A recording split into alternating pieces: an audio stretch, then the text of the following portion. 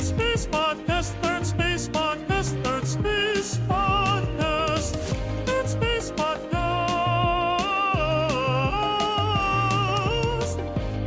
Hello and welcome to the Third Space Podcast, episode number 81, Adventures in Space.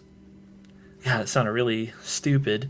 Adventures in Space, that's the title of this episode, and the theme, as you might expect, is adventure. We start off with an adventure in etymology, everyone's favorite kind of adventure, a recurring segment that we do on the podcast where I quiz Daniel on potential histories of certain words. Then we talk about a video game that I played recently called Outer Wilds, which was a really fun experience. It's about adventuring in space. And then, that leads us into talking about space exploration in general. We ask, is it worth it? We've spent trillions of dollars on space exploration collectively over the past number of decades, and what has it gained us? Is it worthwhile for humanity, or has it just been an unnecessary cost? Well, we talk about that for a little while, and we both have our opinions on the matter, and see who you agree with more. Hope you enjoy the episode. Third Space Podcast, Third Space Podcast, Third Space Podcast, Third Space Podcast.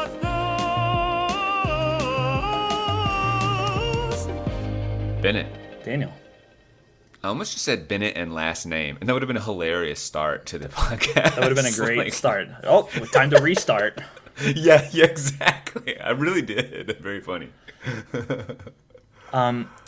Today I have a theme for our podcast, and that theme is adventure. I like adventure. Well, how about adventures in etymology? Ooh, yes, I love Well, adventures in etymology. that's the first adventure that we're going to embark on today.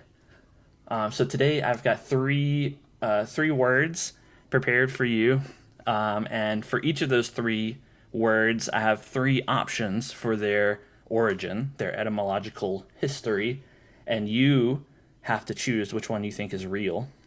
And then Can I say that I love this game? I really like And the you're game too. good at it. I don't know. And it's just, yeah. I don't know if anyone else likes it or not. They may think it's really stupid, but I enjoy the game, and I try to pick interesting words.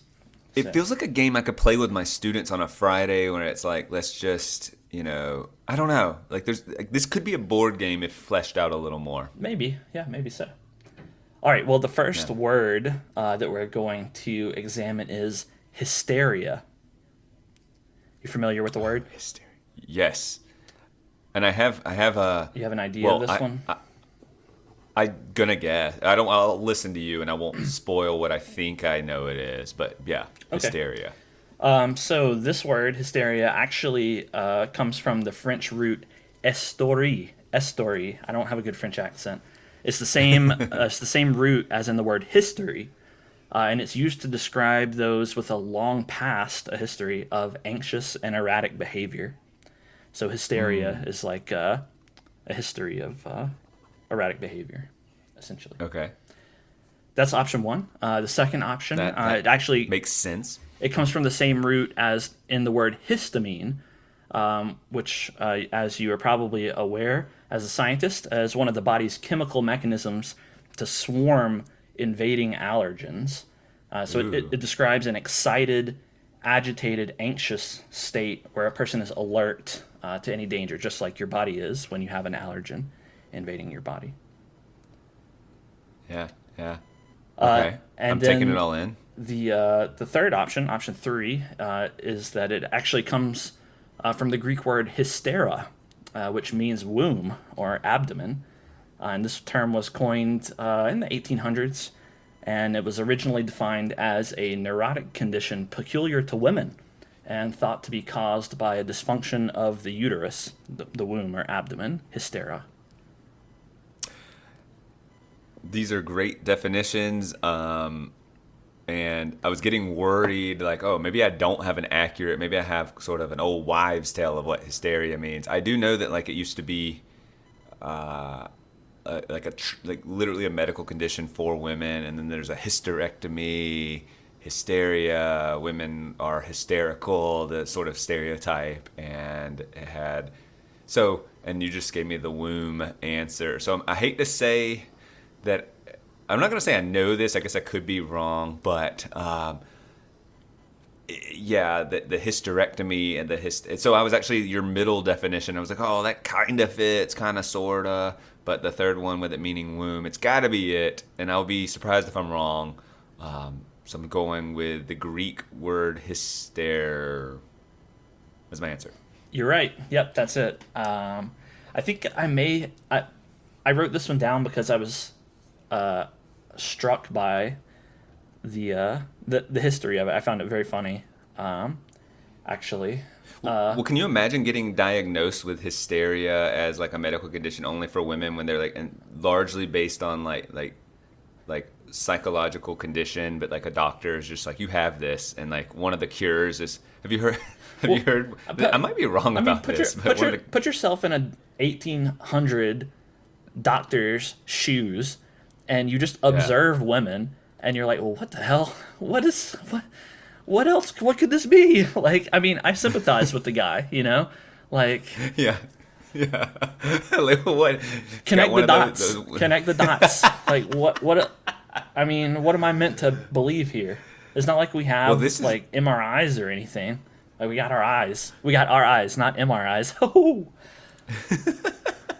You know, we try to be family oriented on this podcast, but if I'm not mistaken, that one of the cures to hysteria that the doctors came up with was they would essentially, like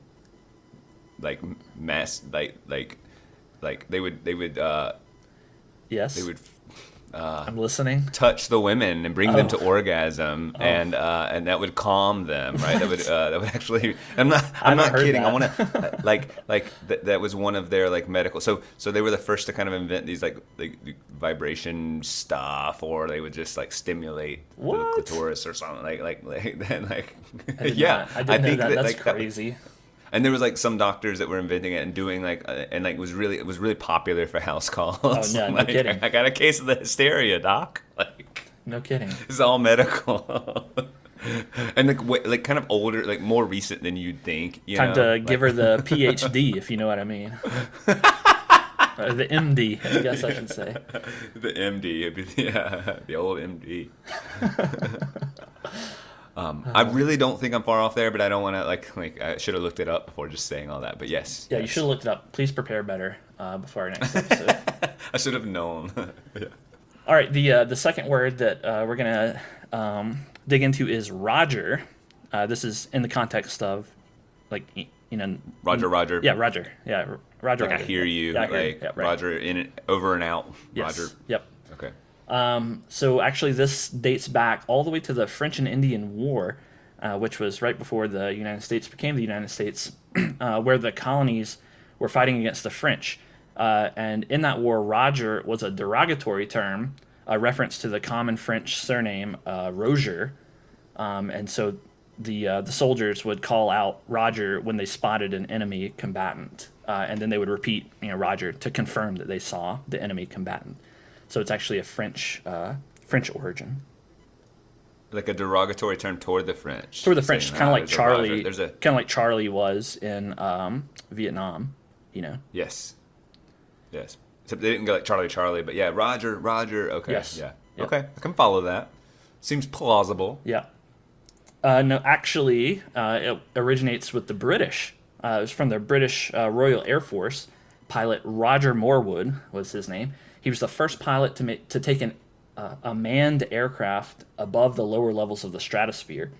When he did this, he was actually detected by air traffic control, who was unaware of this test flight, and they couldn't tell whether his signal was legitimate or not, so they radioed and asked, essentially, if there was anyone there. They asked for identification, and he simply said Roger, and that just caught on, and they always started to say Roger in acknowledgement of identification queries.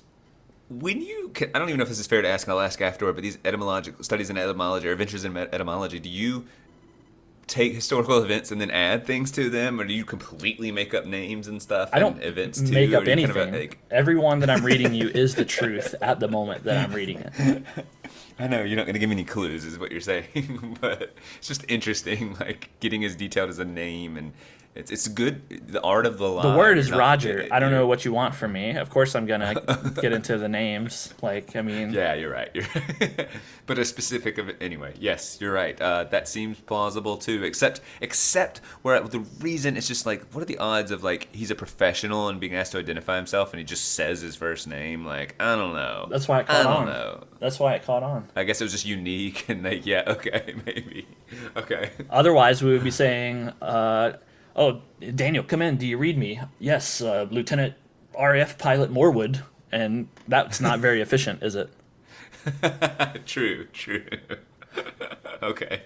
All right. The third choice for this one is that it actually comes from World War II, when the United States was participating in World War II, and they have a phonetic alphabet that they use for radio. You may have heard, Alpha, Bravo, etc.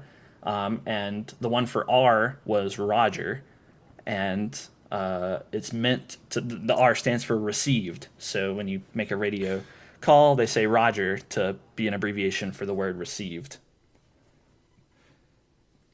Interesting. That one, like, I don't have a reason to articulate. I try to tell you what I'm thinking and why I'm thinking it. That one, I feel strongly that that's the answer, but I don't know why.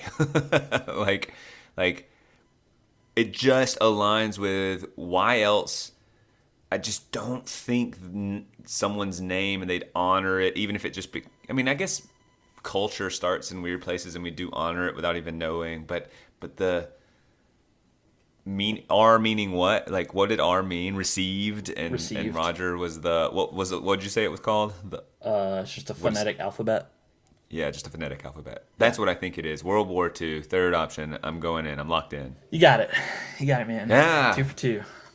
That one just felt Actually, real to me. I didn't. I think I saw this in passing, but the phonetic term used to be Romeo for R and not Roger. And I like that better. I don't know guess when that three changed. syllables, Romeo. Yeah, I'm not sure. Romeo, Romeo, wherefore art thou, Romeo? Right.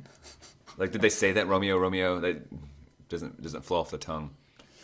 No, it doesn't. Yeah. But wait. maybe So that's why. Roger Moorhaven was that? Was that what you said, Moorhaven? Roger Morwood was a real British Morwood. pilot, but all the other stuff I just totally made up. So you're right, British pilot or famous pilot's name Roger. Same, Is that same how you thing. started? Same thing with Roger Morwood was his name. Yeah. But the French and Indian War, that also made up. It's not a derogatory term for the French, but Roger is a French last name, so It's hard to delineate where the lie begins. You have to pepper in truth into lies to make them convincing. that's exactly correct. Yeah. The third and final word for today's adventure is pandemonium. One of my favorite words, probably on my top 200 favorite words. Aren't you so smart with your 200-word vocabulary? Yeah, look at me, words and words. My vocabulary is big. Yeah. So garbage, just big. All right, so pandemonium is actually a term from the Middle Ages when alchemy was at its height, and it referred to. Well, then they didn't know what it was called, but it was actually the mineral lithium, which, as a chemist, you may know, is notoriously volatile when put into water, and so pandemonium. You can't fly with them. You can't fly with lithium-ion batteries or something. I don't know. That's right. Yes, you can. That's correct. I don't know. Well, I'm just saying. There's some things, rules. so- There's some rules about them. You have to send them, and you can't just send them in the mail either. You have to, or like you have to pay extra. Yeah. You know. Yeah, lithium is very volatile, and so they used to call it pandemonium, is what it was actually called in the Middle Ages, and it's because it was so volatile and crazy and would catch on fire and smoke and that I sort of like thing. that. Yep. Yeah. And it just came to be known as a term for wild, unpredictable behavior. Okay. Actually, it's a word coined by Milton in Paradise Lost, which is literature. You may be familiar with it. Yeah. It referred to the palace built in the middle of hell, the high capital of Satan and all of his peers. And if you look at the word, pan means all, and demonium means the dwelling place of demons. And so It's so good. I want to choose this, but I feel like it's Bennett doing a really good job. I don't know. Pandemonium. Pandemonium, the dwelling place of all evil. God, I want to choose it. I'm so attracted to it, but I think it's Bennett screwing with me. Keep going. Actually, Pandemonium is from the Greek mythological island of Pandemos. It's a land of formless monsters and chaos. And according to the Greek myth, the island would change its location in the sea every night, snaring ships and driving the crew mad. That's neat. Pandemonium. It even has a mythological feel to it. I'm debating between the second and third one. Here's how I'm going to lock in with the third, and I'm really proud of you for the second one. Because I'm gonna armchair psychology Bennett for a second. It's like, all right, I get to play with this word and like in etymology, and it's a combination of panda and demonium, pan and demonium, and you could figure out some, suffixes and prefixes and whatnot, and like that's what I think you did, and it was great, and you did a great job. But it's the third one, mythology and the island of demons. Tell me if I'm right. Well, you're definitely right that I'm very talented, but the second one is actually the correct answer. Milton did the work before. He swooped in and did it before I could. So it's perfect, and I'm mad that that's the answer. I didn't choose it because it was to the answer. Like that's reverence to you, I suppose. You and Milton. Me and Milton were just, thinking on the same brain length. Yeah. Pandemonium. I really like the word. Okay, you get me. Yep. 2 out of 3. 2 out of 3. I was not bad. You did good. Yeah, you did quite good. And I thought. But the thing is, I kind of knew the hysteria one. Yeah, so that one doesn't count. So 1 out of 3. wait, no, we 1 out of 2. Yeah, good words though. I hope you enjoyed it. I wonder how our many 3 listeners did. Those are good words. What's your methodology in word selection? Usually, I'm just reading something and I go, I like that word. I wonder where it came from, or it's a word that just suggests a history by its very existence, and then I don't look it up. I just decide to write whatever I think its history is, and then I look it up and see whether it is. And sometimes I'm right, actually, which is very disappointing because it's hard to think of alternates. As I've gotten older, etymology, I'll see a word and I will wonder what are the origins of that, as we've kind of unpacked I guess almost like the mathematics of language and the history of language, like both of those coming in combination. It's really cool. It's really cool to see, and you get curious. But when I was a kid in vocab acquisition was completely different. First of all, it was like enforced through educational process. You got to memorize these words. Mm-hmm. And I just wanted the simple, clean definition. And then if you were to say, do you want the etymology? I'd have been like, no, are you kidding? That's are extra you kidding? stuff for me to memorize. Yeah, it's just, exactly. It was just, instead of seeing it as like, knowing the etymology actually just helps you own the word and internalize it and have it, possess it. It's like, and it's actually fun. Is this just that we're maturing, that it's fun? Like it's legitimately fun to kind of know and be playful about the origins of words versus just, oh my God, this is something that's interrupting my video games or playing basketball or whatever it is, Well, it's just all this stuff's like an interruption. To me, there's something gratifying about knowing where the word came from. A lot of the words have pretty humble origins. Some guy just made it up or just, got smashed together from a few other words. And it makes you think, you know what? I can make words too.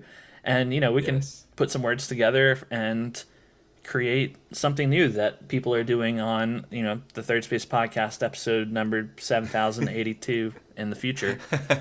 Our descendants are doing it, and they're doing adventures in etymology. I would say I'm enchanted by the idea of etymology : the story of language. Because we're all attracted to stories. It's how we learn, and that's what etymology is. It's just simply like, here's the story behind this word came about, and it is a reminder that we own the words; they don't own us, and that we should.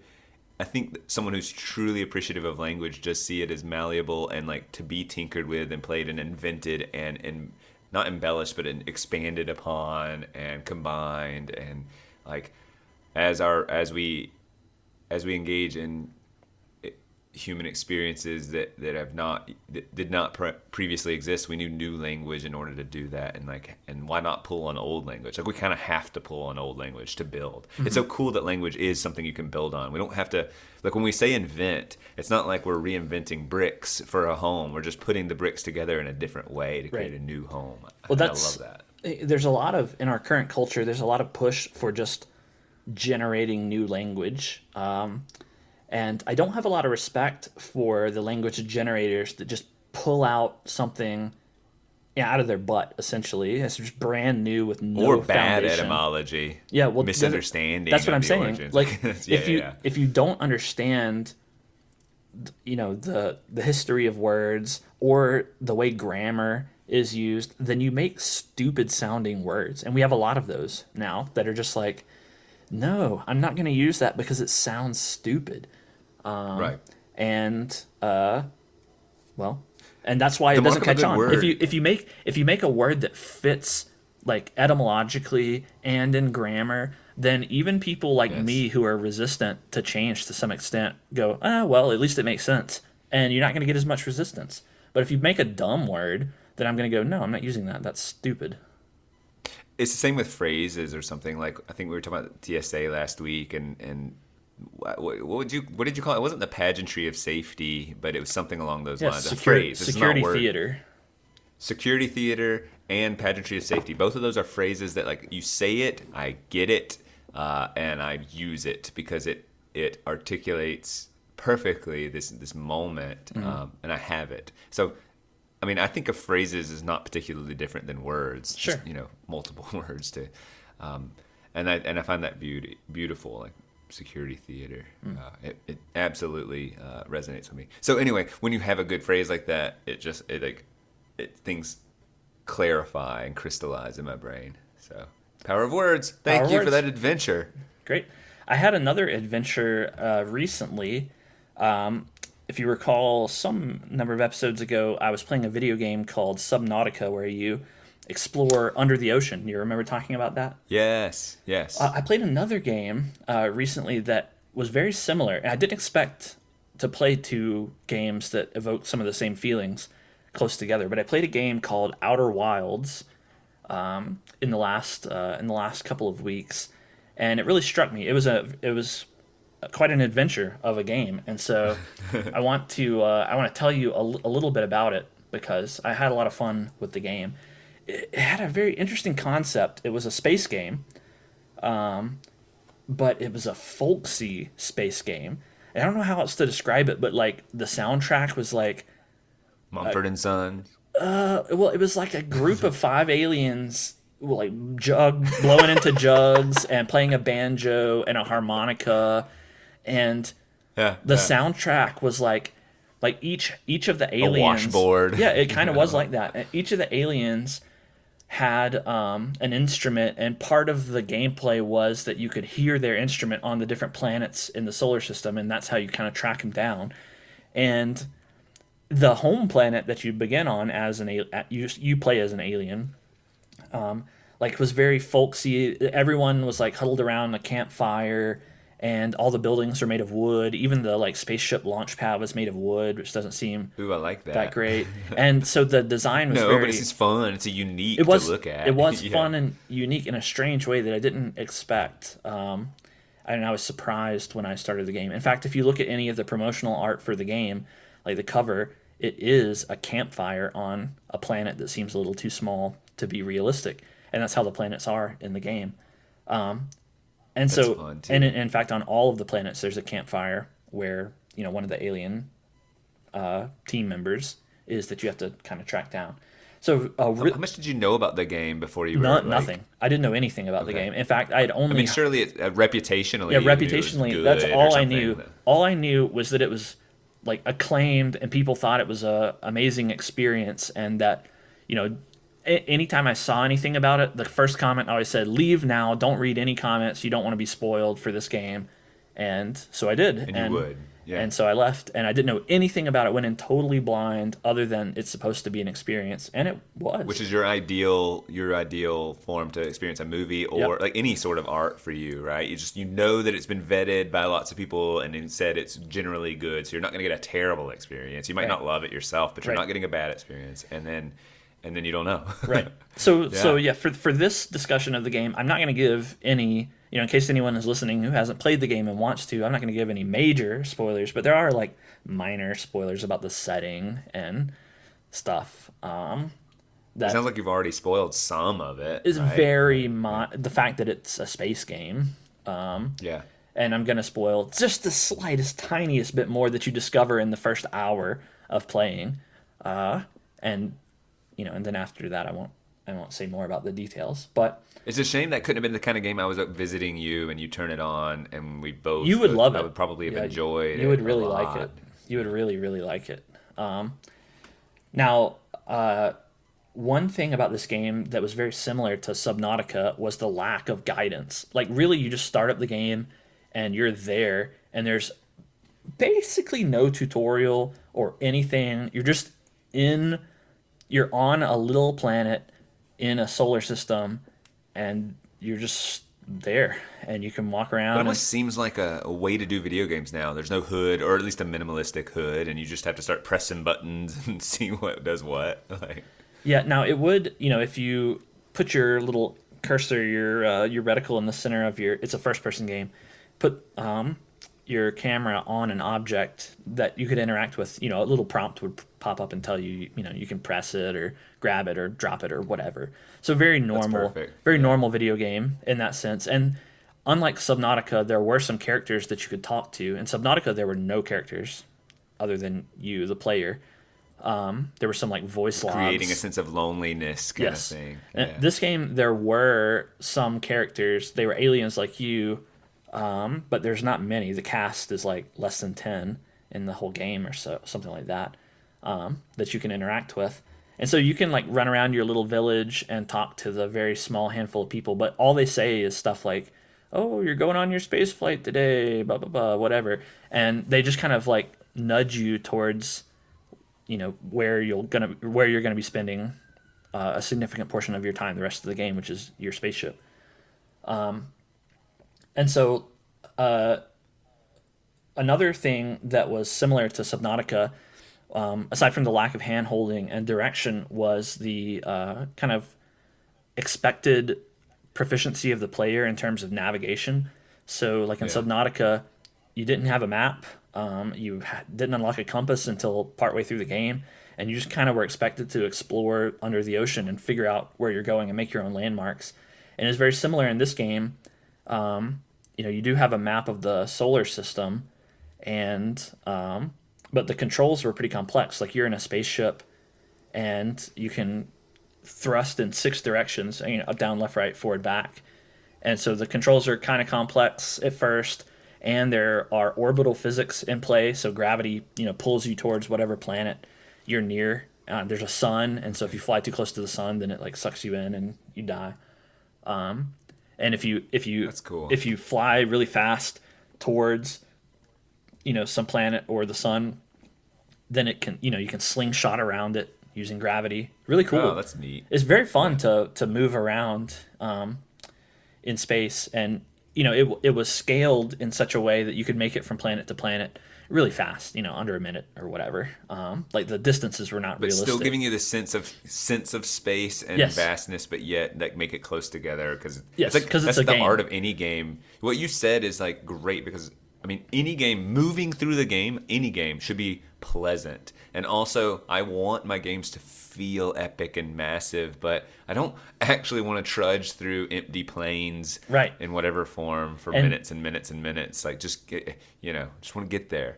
But I also don't want to just use some feature where I like load the game at some screen every time. I would like to get a sense of the vast map. So like, how do you Agreed. Yeah, totally strike agreed. that balance? And So- games have done different. They've taken different approaches to that. Like, this game, I think does a really good job at it.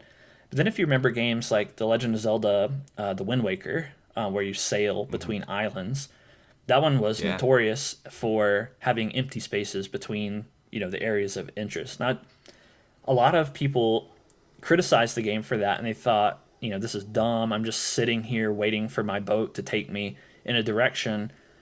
And meanwhile, I liked it because it didn't take so long to get between island to island, and the atmosphere of sailing on the ocean was really cool, and the music was good, and you change from day to night, and occasionally things would happen out on the ocean too. So I liked it, and this game I liked it as well. I thought it added to the atmosphere rather than created boredom. Yeah. But now let me tell you another thing that made this game unique, different from Subnautica, and this is the only significant spoiler that I'll give, but it is one that you discover pretty early on in the game. After you're dropped into the game and you run around aimlessly for a little while and talk to all the people, and maybe you even hop on your spaceship and try to take off and fly out into space, you find that the sun explodes. It goes supernova and you die. And Okay. the game ends. Well, it doesn't end, but mysteriously you wake up right where you started next to the campfire as if nothing had ever happened. But of course you remember, as the player, you remember everything that you discovered, all the people you talked to and everywhere you went. And you even have a ship's log that retains some information that you discover. Well, it turns out that this happens every 22 minutes. The sun explodes. So the game is chopped up into 22-minute segments. Everything that you discover, you have to discover in 22 minutes before the sun explodes, and then you're reset back to the beginning and have to start over from that point. But remembering all the stuff that you discovered, and so what the game becomes is kind of like another Zelda comparison, Majora's Mask. If you remember that game, there was a time limit in that game too before the world was destroyed by the falling moon, and you had like every 3 days. 3 days, or something. right? You had 3 days to do what you got to do, and Link has the power to reverse time and go back in time and restart the cycle. Well, it's very similar in this game, except you're not consciously restarting time. It's just happening every 22 minutes, and you have to go out and solve the mysteries of the solar system and the ancient aliens who used to be there and who were researching things about the sun and so on. You have to uncover the mysteries, delve into the different planets in the solar system, which all have really cool gimmicks that change over the course of the 22 minutes, and then figure out how to either prevent or circumvent the disaster. And so that's kind of the way the game plays out. And I will say that, like, the gimmicks of the planets, I won't spoil the specific gimmicks, but they were really cool. Different things would happen. The planets were all totally unrealistic. Like one has like a black hole at its center, which is crazy. But that doesn't even conceptually make sense, but cool. But over the course of the 22 minutes, the planets will change in some fashion, major fashion, not like small fashion, major. It changes the whole layout of the planet, and crazy things happen, so that you have to be at certain places at certain times in the 22 minutes in order to learn what you have to learn, which sounds like it could be annoying, and it was sometimes, but the game did a really good job of cluing you into what you needed to do, and it lets you explore without punishing you so that you could learn what you needed to learn. And so the game becomes a combination of adventure, obviously, exploration, and puzzle solving, because sometimes you have to figure out how to get to where you need to go in the right time frame, and all of that with a pretty fun, not too polished, but that also brings some fun with it. A control scheme, flying around in space, and then the story was entertaining as well. So yeah, great game. I really liked it. Would you always regenerate in the same spot, or not regenerate, but yes. After the date? Wake up in the same spot on your home planet next to the campfire.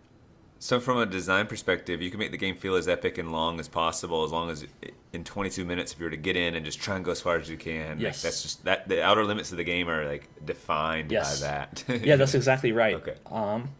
In fact, my primary criticism of the game is that very thing. It's annoying to have to replay the loop just over and over and over, even though they did a good job of making it so that you can go anywhere right from the beginning, right? Like you can wake up, hop on your spaceship, and take off and go where you got to go within seconds, which is really great. But that still means that you have to wake up, hop on your spaceship and go where you got to go dozens of You times. still just have to do it. Yeah, you have to And- experience that room and Yeah. that moment over and over. Even if they try to make it where you can change it quickly, you're still just like, oh my god, this room again. Ugh. Yeah. And I will say the most annoying thing is when you are at minute 20 or so and you're deep in the guts of some cool planet and you're reading some lore entry that's actually giving you useful information, and then boom, and you are reset, and now you have to get all the way back to where you were. That's very, very You frustrating. find yourself pausing and screenshotting like when it's reading some lore, so that way you're not reading on the minute counter dime or something. I don't know. No, the game actually it's supposed to pause while you're reading those things. Gotcha. There Okay, good. there were a couple of instances where it didn't pause when I was reading, and that did annoy me. I think that was a bug though. Okay.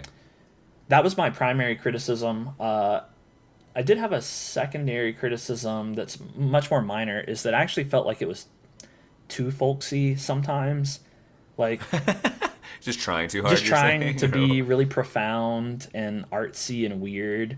And like, I mean, it's I probably would have liked it. you probably would have liked it. It succeeded a little bit at that, but it just went a little too far for me.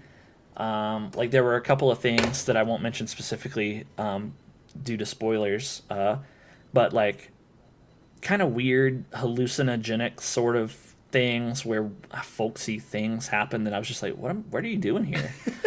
What is going on? Why are you making me see this? Very strange. The other thing I'll mention about the game is that it also had DLC that just came packaged with the game. It came out in 2019, so it's a little old now. Okay. But I played the DLC too, and the DLC was notable because it actually had the coolest location in the entire game, which I enjoyed so much discovering that I'm not going to even mention what it is. So I'm sorry to leave you hanging there, but it was such a cool thing to discover. And just when you arrive at the location, you're like, whoa, this is awesome. Very reminiscent of Halo, the game Halo on the Xbox, the shooter game. The setting of that game is really cool, right? It's a giant ring in space, Right. and you're on the inside of that ring, and that's where the whole game takes place. Kind of like that. Super cool environment. Unfortunately, it had the dumbest story and gameplay of the whole game. So the setting was really cool, but what you did there was like, I thought not that great. Just a quick side thing is when you buy a game that's like done now, what, like will they basically throw in all the DLC? That's very paying a common. 4-year-old game. Very Okay. common. Yeah, very common that they do like a complete edition Complete, or director's yeah. cut or whatever. That's incentive to not play games when they come out. If It you ask is. me, it's like give me the whole dang game, and the idea that I don't know what to feel like when you play DLC and you're like, wait, this was the coolest part of the game. I would resent that. Like, what? You're saving the cool stuff behind another paywall? Anyway, that's just I agree. it- And in fact, yeah. my favorite game right now, Splatoon 3, they just announced a new release of the game that comes packaged with all of the extras and all the DLC and everything, which is weird because it's been out for a while and it's about to finish all of its Are you updates. tempted to buy it? No, I'm complete not. Edition I already or have whatever? it. I already I have have all all the of stuff. it. You've pieced it all together. Yeah, You pieced it actually together, do but- the deals. But I bought the Yeah. game when it came out, and then I bought the DLC. Exactly. So that's how they did it. But a lot of games do that. They come out with like a complete. But jumping in edition. that game now would be weird almost. Like, I don't know. Fans already bought it. Like, yeah, it's just like anyone else out there want to buy this? So Yeah, it's a really popular game. But yeah, I agree. It would be. I mean, it's so fun. It truly is the best gameplay of any video game that I've played. And the the concept most is polished. the concept is so good that I couldn't blame anyone for jumping in at any time. It's that good of a game. But it would that's be going to be weird is when they can't just release another. They've done it 3 times of eventually improving upon what's already perfect. In terms of just like here's some more stuff. But like, what do? You can't just keep doing that indefinitely. Or maybe you can. You can wait 5 years and then just do it again with some new content. Yeah. Or do you try to? The dangerous part is like we got to do something different, so they release it with a different gameplay mechanic or Yeah. a different sort of polish, and then now you've like tainted the legend, or you've Right. messed something up. Yeah, I don't know what they're going to do with the next one or when. Nintendo is planning their next console after the Switch, and they're probably going to announce it either late this year or early next year.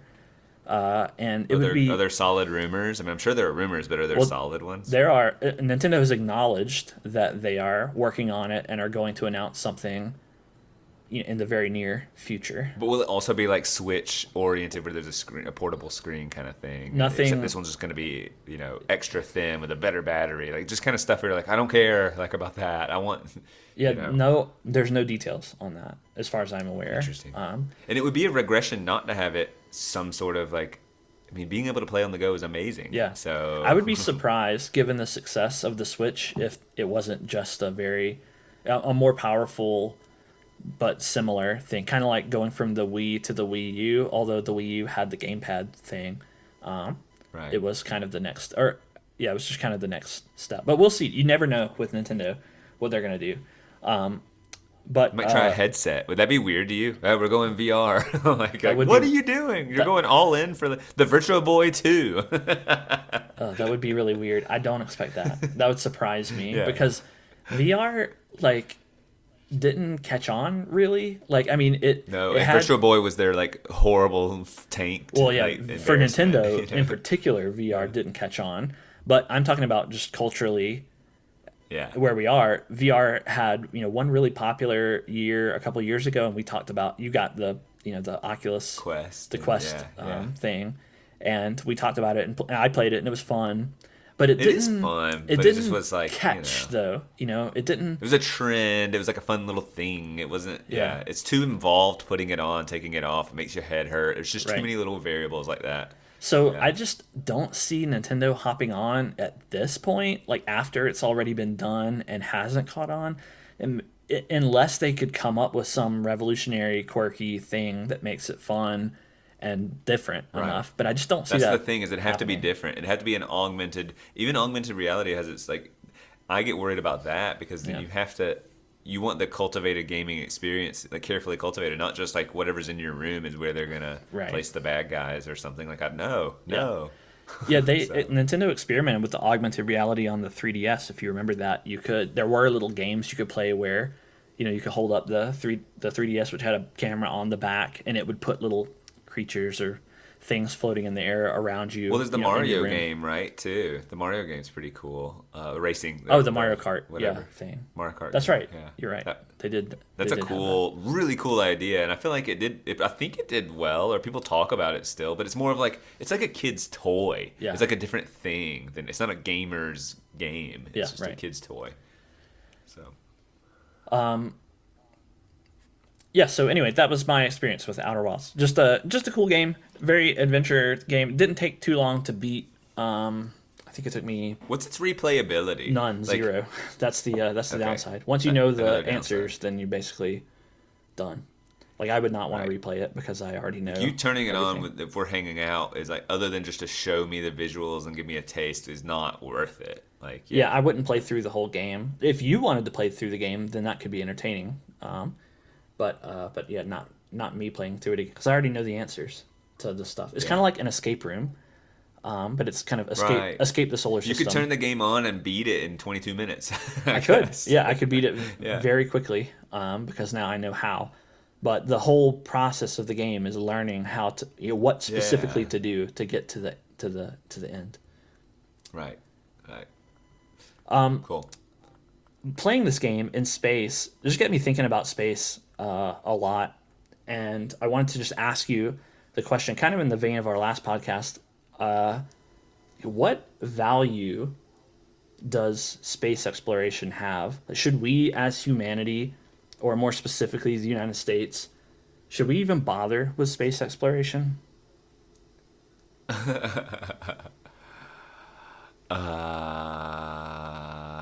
want to say yes. Why? And I need to come up with some reasons. Well, there's tangential things like Tang. We got Tangs because of the space program and pins that right upside down. Tang's the first thing I said to you. Very funny. No, but what I do mean is that as you are investing in exploration, I think you are asking people to think outside the box, and you're putting really bright minds into doing bold, creative solutions to unique problems. And out of that, you're just gonna lots of good, bold, creative solutions to other things are gonna emerge. It's like I think pushing the boundaries and thresholds just expands the way you go about existing, so you don't get comfortable and you're going, how do I solve this in a different way? And that is the best way to be inventive and creative and be unique in your problem solving. So I just think tasking people with that sort of crazy boundary of space exploration, that's just the most titillating sort of thing you could say to someone. Is like, we're going to go into the great unknown, prepare yourself. Well, how do you prepare for the unknown? You got to prepare for everything, and then you're just opening amazing doors. So I love that. I think like so many good things come from that. So why? But I see what you're saying, and I agree. But I'm playing devil's advocate essentially. Okay. Why devote all of that money and time and energy and brain power to something which seems kind of arbitrary? I agree that it's pushing our boundaries, but aren't there other ways to push boundaries that might benefit more people in more ways? Like, for example, you said, this is the benefit is that we stretch ourselves and push our limits, and we put ourselves in the unknown. And how are we going to do that? We're going to land on the moon. But couldn't we just as arbitrarily say, we're going to build solar panels on Antarctica, all of Antarctica. Create the ultimate rechargeable battery, like self-charging battery or something like that. Right, perpetual motion or that kind of stuff. Yeah. Whatever other kind of like wild, or even just something noble like ending world hunger. Like sure, there's an issue, or like global peace or whatever. Sure, right. All those lame things. All the lame things. Yeah, I mean that's something we could have really ramped up and devoted ourselves to, but instead we wanted to have some people walk on the moon. Why? Well, if you were to push me, and say why not put our energy toward ending violent crime, because like that's I guess I would say if you focus, okay, how about this? Let me compare it to education, because it's something I'm comfortable and know about. That like if you have, let's say you run a school, and that school has problems with fights breaking out and kids stealing things and cheating and all the just like behavioral issues. Mm-hmm. Like one thing, the let's solve world hunger approach or let's solve the violent crime approach, you kind of go toward a police state thinking, or like monitor, and you crack down on those behaviors, and you monitor and you judge and you do these things that ironically create, like they might behave when they're being observed, or when they're, but the second they're not observed, they want to like break free and rebel and do things. So, or when you take a really healthy school culture, like the school I work at is a really healthy school culture, and we don't have study halls. We have periods in which kids, including ninth grade students, just can go anywhere, designated almost anywhere in campus. There's places they can't go that are obvious, like behind the bleachers, or, they can't leave campus, or there's some walking trails they can't go on. To the teacher-only for pool, obvious safety the pool reasons. On the roof. So, all that. But we don't have a surveillance state, and therefore we have very little,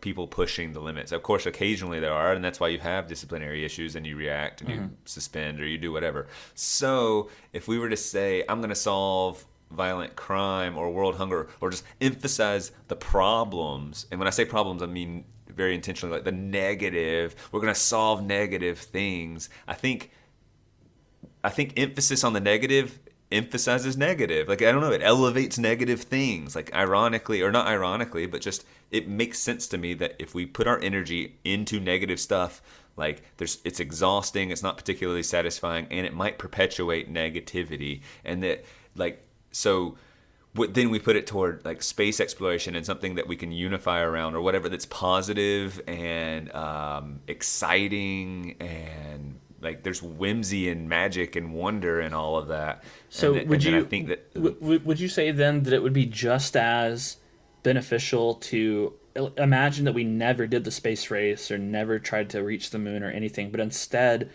we tried to create like cute handheld versions of all animals, like giraffes Cute. that you could hold in your hand that are just cute, like little Pokemon essentially, of every kind of animal. Little bitty horse that you could hold in your hand and it would neigh in a really cute way. I want to say no. Why not? Because, well, but I do think there's something beyond space. If you'd have given a different example, so that example is just an emphasis on something like kind of cute, but not. I think it would say it lacks the profundity of meaning. Think about all the genetic engineering that would have to go on to do that, and the fundamental understanding of biology to just understand how to you're right. manipulate all of these You end up getting systems. clones, and then we might cure disease and all this stuff. I'm saying it's not.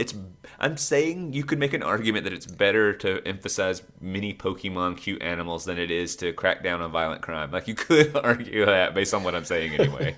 is that more benefits You to might humanity even will solve emerge. violent crime with the cute animals. Like, just imagine You might. you give every criminal a little miniature giraffe, and Yeah, like, then they don't what want are to they hurt gonna do? anybody because they feel the love. Yeah, right. they feel like they belong, and like Little so Pikachu. I know we're being silly, but I will say there's a world that makes sense to me that might be better. Like I'd say there's a hierarchy of things to do as a society, and you might put this up the cute animal higher up on that hierarchy than you'd think initially, than curing world hunger.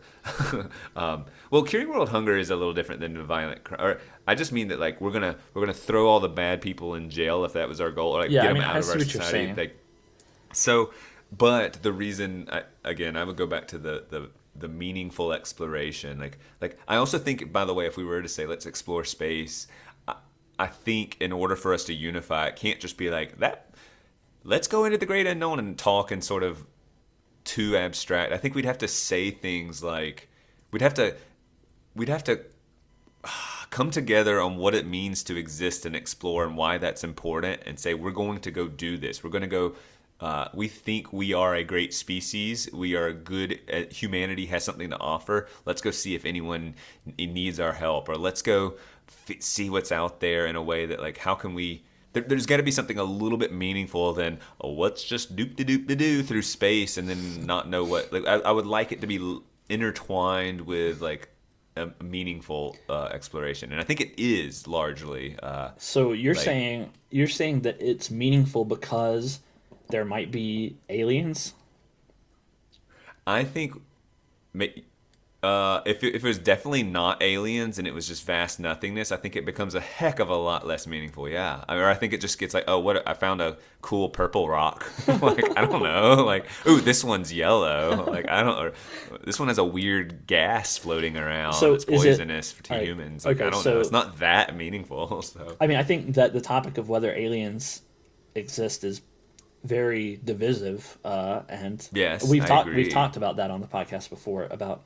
And there are obviously people that would say there's no aliens out there, And I'm one of it's those. meaningful, and you're one of them. Yeah, I fall into that but I category. still think. But so I think, tell me if you agree with this or not. You're saying that all right, put aliens to the side.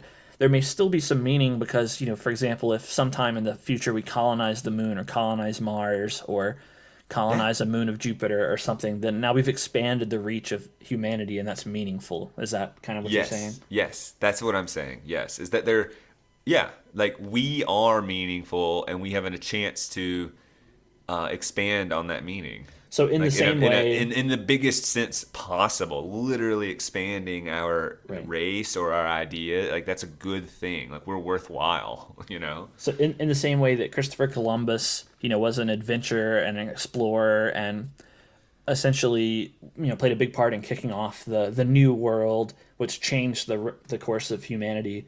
People who are now, exploring the moon or exploring Mars might be doing the same thing. Sure. I think so, in a more profound way than sailing across. Well, I don't know if it's more. Yeah, I'm gonna say it is, because conceptualizing being on, like you had to go on a boat and go above the water and stuff. Whereas we're like, if we're space exploration can get wackier. I mean, I guess it's still like on a ship, across space, but Yeah, there are a lot of parallels. But I guess the difference is that, when you land on the beach in North America and get off, you're still in a livable land, and it may be hostile in some form or fashion, but it's familiar. Right. But if you get off your spaceship on the moon or on Mars, then it's not livable yet. It's more hostile. You have to do more to make it. There's more unknown because like seeing trees and a beach and like it's just gonna have. I mean, it's of the same ingredients. There might be new ingredients out in space. They're like, whoa. So we've been trying to explore space since like the 1950s, and depending on your definitions, even earlier than that. And in all that time, from then to now, 2024, current year, we've only the last time we landed on the moon was in 1972, and the United States is the only country to have done that. We're the only people who have had people on the moon, and we haven't done it since 1972. So, like, what's going on there? Like, why, if it's so important, then why haven't we been continuing our efforts? I mean, I guess I would say it's clearly not that important, at least from the collective perspective. We haven't been on Mars yet either. No, didn't a rover touch down? I know that like the area it touched down was called Bradbury Landing, like after Ray Bradbury, which I think is really cool. We've done missions to Mars and robotic missions and very cool stuff. But again, it raises the question, why? And like, let me also just drop another number on you. The United States has spent collectively about $1.5 trillion from 1950 to 2020. This is in 2023 dollars, so accounting for inflation. Over that span of time, $1.5 trillion, which is a lot of money to spend. Like toward NASA, you're saying? That was NASA's. Yeah, that's NASA's budget collectively over those years. It doesn't include private companies like SpaceX and stuff recently. And so why haven't we done more with that money kind of thing? Well, it's just a question. I mean, it's just putting the number out there. That's $1.5 trillion. And what do we have to show for it? We had some guys walk on the moon and bring back some rocks. We learned some science about, orbital physics and how to reach escape velocity. Satellites have done a huge number on how we exist, right? That's profound. That's probably the most profound thing. Single biggest benefit to all of our space exploration. I guess benefit. Don't they carry missiles and stuff and track us? Like it might be like the single biggest impact. I don't know about benefit. Well, we haven't. If that is true, I'm sure there are military applications. For space, and we made the Space Force. We have a Space Force now. So obviously there's something going on up there. But we haven't really seen the impact of that yet. So whatever. And then there's been experimental looking into like rich people traveling to space to vacation. Yeah, but that's not a benefit. That's not a broad benefit to anyone. Yeah, right? Agreed. We got some cool pictures, and we've given the academics some more things to go. Oh, the universe is expanding, and they talk about that, and yeah, that's cool, that's neat, but it's not very tangible. I mean, it's almost though like when we talk about exploring space and we've been to the moon and that's it. It's kind of like saying like you've invented the telephone. Well, how much? What have you done? It's like, well, I have this wire, and I've not even that. It's like I have this 3-foot wire, and I know that conceptually it would work if like. Or maybe you've even hooked up the two phones that they're three feet apart, and you're like, yeah, it's just like this is a joke compared to what you conceptual. When you're saying you can call anyone all over the world, and you're saying that these two devices that can't even separate rooms do work. I mean, that's what going to the moon is. Like the moon is this. It's our moon. It's like the little rock that is in our orbit. Like, what big deal? I mean. Right. Big cool deal in early stages. It's like inventing that wire is amazing. Like it's like proof of concept almost. It's like we're literally at the proof of concept stage. Yeah. We're such in our infancy stage. So, it's really fun to read. I'd never done this before, but I read the list of all of the moon missions that humanity has taken over the course of history. And like, during the Cold War, the US and the Soviet Union were essentially, we were in the space race. We were battling to Right. land on the moon and to develop our technologies such that we could, control that area and prove that, whatever our empire was the best, our society was the best one. And like looking at that list, it's like failure, failure, failure, failure for years, just like making things, launching them, and then they explode after 15 seconds, or they totally fail to work, or this like tube explodes and the whole thing crashes, and like this just happens dozens of times between the two countries until eventually you see gradual understanding of how it works, and you actually orbit the moon, and we impacted the moon, and then we landed on the moon with a robot, and we took samples, and then finally, after many years of work, and like actually when I was looking at the list, it was like we just had like a bunch of failures 5 years ago, and now we're like having people get in there and land on the moon. That seems kind of crazy. It's fake. We all know that. Yeah, no, right.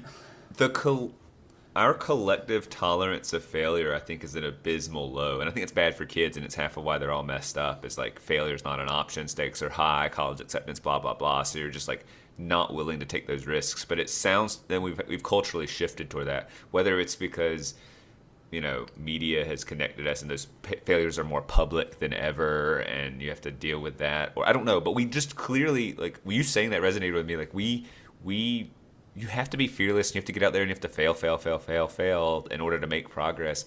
And I don't think we're culturally where we would tolerate a bunch of failed missions, and we're just like, yep, keep throwing money at it. I just think we would go no. And you combine that with the fact that there are like, is it hard to justify from like a stance where we're in so much debt and we have this welfare state and blah blah blah? It's like there's a lot of reasons to say no, this is not a good use of our money, that are convincing reasons, ones that I would have trouble going, yeah, but we should still just invest in exploration, the positive. It sounds hippie almost. The NASA, the idea of investing in this is almost it's weird to say hippie, but I just meant it is it's an abstract, like, yeah, invest in the idea that we are profound explorers and adventurers of the universe. It's like, no, we have to be pragmatic and pay for our bills, It's like wanting the kid wanting to go on a road trip, but like we can't pay our phone bill. Like, you got to pay the phone bill. Like, right. Well, that's the balance. I totally agree with you. And like, I think in an ideal society, where your economy is going good and you're productive and you don't have any major social ills or whatever, then I think it is appropriate to put 10% of your budget into like R&D, basic science, exploration, just the luxury stuff that you can afford to do because you're a functioning society and economy. And you should just devote some of your money to cool stuff. That's how we do with our own budgets, right? Like, we buy our food, we pay to live wherever we live, but every now and then we spend some money on something cool that we want, a cool phonograph, or a typewriter, an antique typewriter or something really cool like that, right? Yeah. And NASA is the United States typewriter. It's extra antique-y. But we are, what are we now? $37 trillion in debt? It's something ridiculous. I mean, it's crazy that I can't even remember the number, right? Yeah. Like, so many total complete NASA funding for decades, we're that much in debt. And is now really the time for those luxury items? It's a good philosophical question. Yeah, it's complicated. It is. It's a complicated one that I used to just say in a very black and white sense. Well, no, take care of your business beforehand. But like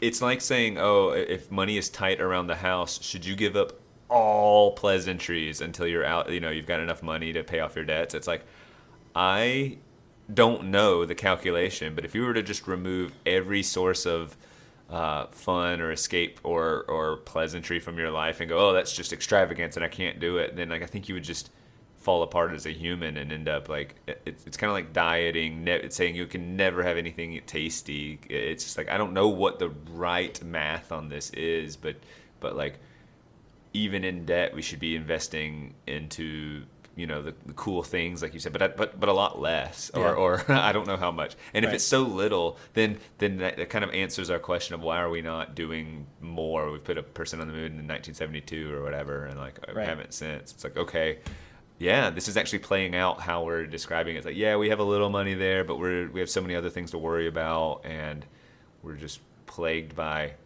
It's hard to say pragmatism. It doesn't seem like the government's particularly pragmatic, but what do I know? Like, so, yeah. Would you like to see more or less money invested into exploration?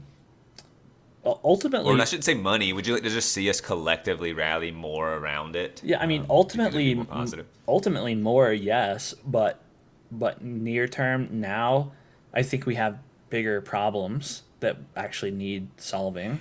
Because I guess I'm curious if it's so. Anyway, yeah, go ahead. It's a short-term, long-term wager, right? And like typically, the healthy behavior is to delay gratification and to focus on the long term, right?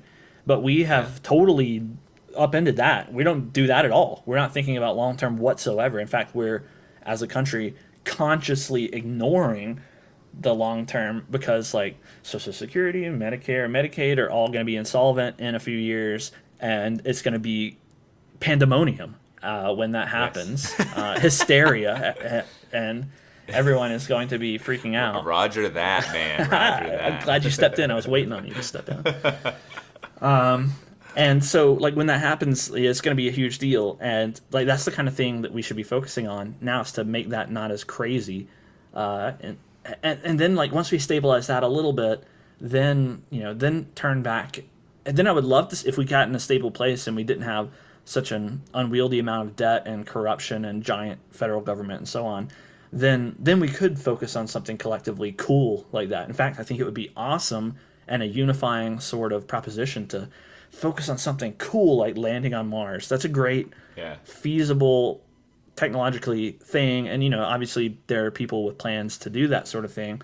But that seems like something cool that people could rally around if we were able, instead of rally around it with the public acknowledging of like we have to increase our capacity, our tolerance of failure too. Sure. Like, not just go crap, it failed, we got to pull our funding or something. Like we have to like be prepared to fail along that path. Because that's another obstacle. I think we're intolerant of it. So even if we got really excited and we're like, we're going to invest and it's going to be very public and everyone's going to follow the Instagram and all the things and everyone's watching, and then a failure or two in, it's like, oh. Like public opinion would swing quickly, I bet. You're probably right. Yeah. So that's its own problem, even when we get there. So to wrap us up, I just want to know: would you travel to space if you could? So open-ended. I mean, yes, is my quick answer. But then you get into a lot of what are you asking me to give up? How safe is it? What's the risk factor? What's the cost? But I want to say yes to that, and I would accept. Let's say, and also being a new parent, by the way, my risk evaluation is pretty different. Sure. Like it just does feel different. Let's say that as a PR stunt to boost interest in space exploration again, they reconstitute one of the space shuttles, and they choose, some subset of lucky Americans to take a slingshot around the moon. All-American jobs like teaching and nursing. There we go. That kind of thing. And I'm Teacher of the year. They find all the teachers of the year or teachers of promise, I should say. And when they find one, either one, then you're allowed to take a slingshot trip around them. You're not landing or anything. You're just taking off, or you're launching and then orbiting around the moon once and then landing. Or whatever, and that's your trip into space. Pretty amazing, right? Some few days, and like it costs you $5,000. I'm doing that. Yeah. Although I am back to like there was a teacher they were putting into space and she blew up and everyone watched her and all her kids like watched her. Like that happened like on TV when they were like the live space shuttle that like blew up. Pretty traumatic. She was a teacher, and like this is funny that I go to that moment, but. But yeah, I would go $5,000. Are you kidding me? Yeah, and assuming that my school was like supportive and it was a big public thing, Right. and they'd love it to give me the time off to say, oh, like I mean, it's great for them because they'd be posting it all over the place. But one of our teachers is Right. going to the moon. All right, what about- or going to space? What about yes. this? It's 2044. It's 20 years in the future.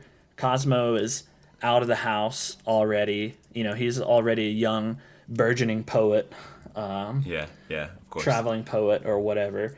And we already have landed people on Mars, and we have landed people on the moon, and we have like rudimentary facilities there, like kind of like we have the International Space Station, and people can live up there for weeks or months at a time. We have these little installations on Mars and the moon that you can live in for some amount of time, and maybe you participate in small work projects like trying to make a garden or whatever. And you have the opportunity. You and Danielle have the opportunity to travel there and live for like a 6 to 12 month stint, teaching a class of the students or whatever of all the people there on Mars. Yeah. Is that something that you would entertain?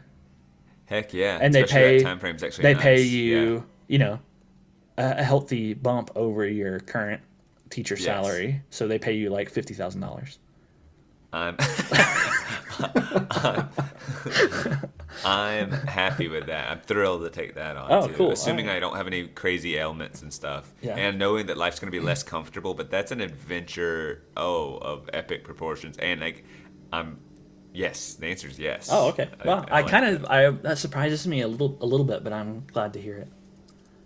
I mean, if you get into like, oh, you have to move up there and this is your life now, then I'm going, nah, that's no. too big of a commitment. I think your next bump up would probably, if you have a scenario, would be a no, maybe. But like that's in my wheelhouse of like the perfect threshold of my adventure tolerance, I guess. Yeah. But the answer is yes, with enthusiasm about it too. Yeah. Cool. That's all. That's all. That's all. That's all I prepared. I hope it was a suitable adventure. Yeah, it was. Thank you for the adventure. Z. Did it? Bye.